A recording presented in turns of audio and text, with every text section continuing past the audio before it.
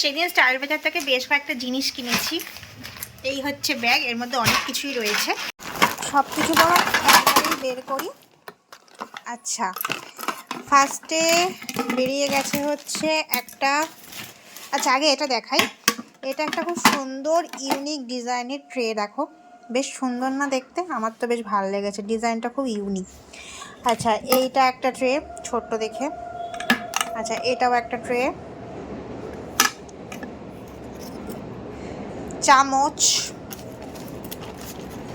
এটাও চামচ। একটা লাইটার, আরও আছে। আর এই দুটো কিনেছি। তো এই হচ্ছে আমার সাংসারিক কেনাকাটা।